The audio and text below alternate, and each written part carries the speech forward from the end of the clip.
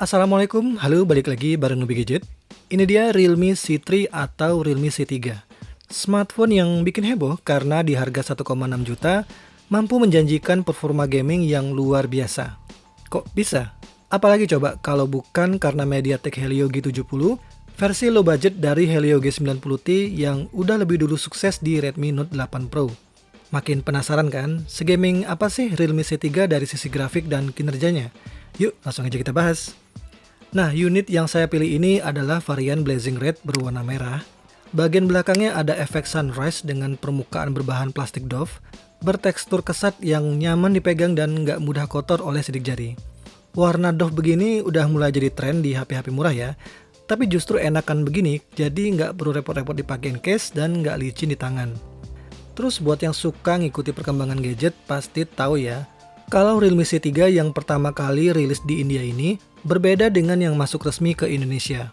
Ya, versi India hanya memiliki dua kamera di bagian belakang, yaitu kamera utama 12 megapiksel dengan bukaan aperture f1.8 dan kamera depth sensor. Sedangkan Indonesia punya ada satu kamera tambahan, yaitu kamera makro beresolusi 2 megapiksel, plus fitur fingerprint scanner yang posisinya berada di bagian tengah. Beruntung banget ya. Kayaknya Realme sadar kalau konsumen Indonesia lebih cerewet, jadi ngerasa perlu nambahin dua fitur lagi, supaya bisa bersaing dengan brand lain di harga yang sama. Soal kualitas kameranya sendiri, hasilnya lumayan lah, sudah tentu nggak bisa ngarep lebih tinggi kan?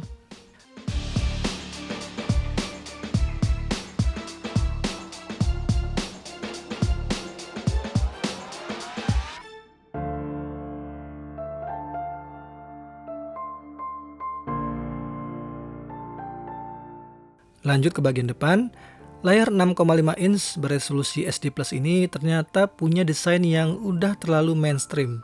Model layar notch beginian memang mulai ngebosenin, tapi ya harganya udah murah, jadi pastinya nggak bisa komplain. Dimensinya pun hampir sama persis dengan Realme 5S yang pernah saya review, dan saking miripnya, softcase bawaan dari Realme 5S bisa muat kok dipakai di HP ini. Dengan sedikit kelebihan di bagian kamera, yaitu karena Realme 5S punya 4 kamera di bagian belakang.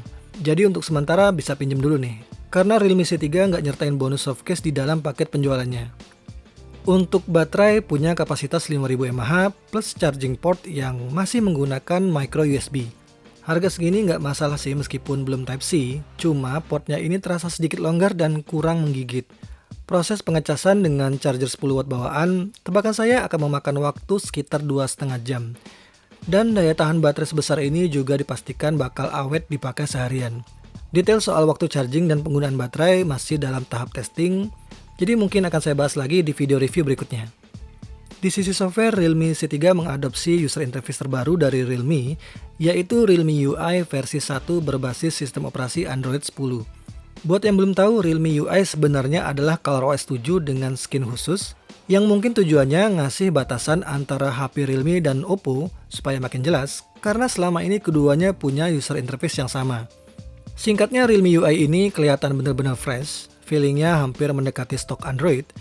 Buka tutup aplikasi juga kerasa cepat dan responsif berkat optimalisasi Android 10-nya. Nah, performa sebaik ini untuk smartphone kelas 1 jutaan sangat memungkinkan berkat MediaTek Helio G70. Diukur lewat Antutu Benchmark, skornya bisa mencapai 180 ribuan.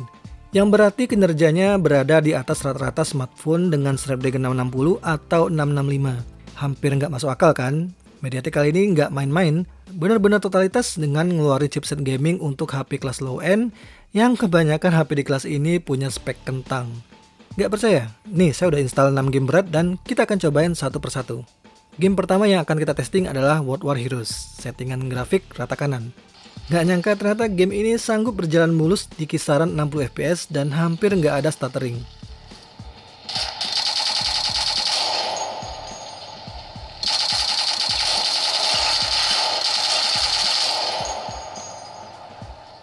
Game kedua, Shadow Legends.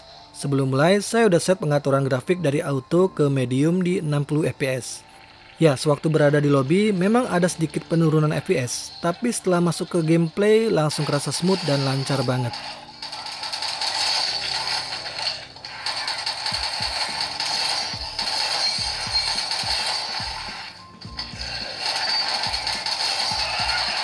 Game ketiga adalah Honkai Impact. Game Android dengan grafik paling cakep ini ternyata masih bisa diladenin di settingan mentok kanan, meskipun kisaran framerate mungkin ada di 30 fps. Tapi ini beneran keren. Bisa dilihat sendiri gimana grafiknya.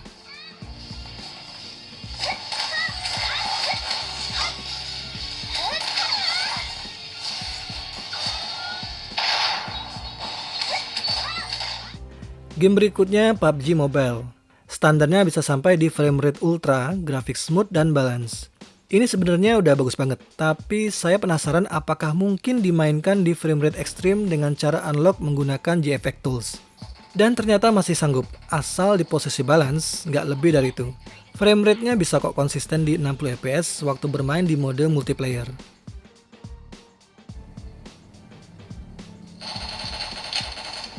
Game kelima adalah Asphalt 9. Settingan standar default saya ganti ke high quality untuk tampilan visual game yang paling maksimal. Meskipun agak kewalahan, tapi tetap bikin saya kagum akan kemampuan GPU dari HP ini.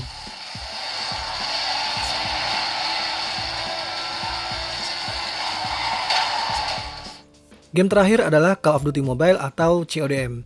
Nah, untuk game yang satu ini saya sedikit kecewa karena settingan grafik justru rata kiri dengan frame rate maksimum di medium.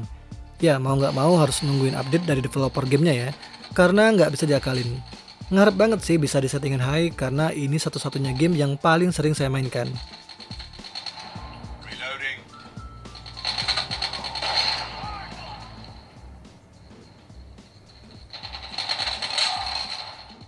Nah, sementara ini menurut saya kekurangan dari HP ini adalah konfigurasi RAM hanya 3GB dan storage-nya cuma 32GB. RAM 3GB pastinya akan jadi bottleneck dan penyebab utama nge-lag, plus stuttering selama bermain game. Storage 32GB rasanya udah minim banget di tahun 2020 ini ya. Free space setelah dipotong sistem dan lain-lain tersisa 19GB, itu pun langsung penuh setelah install beberapa aplikasi dan game.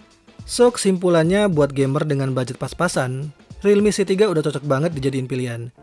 Tapi kalau butuh RAM dan storage yang lebih besar, apalagi penggunaan banyak untuk keperluan sosmed, sebaiknya pilih merek lain di harga yang sama. Balik lagi sesuaikan kebutuhan masing-masing ya, karena HP di kelas ini nggak akan mungkin bisa memenuhi semua keinginan kita.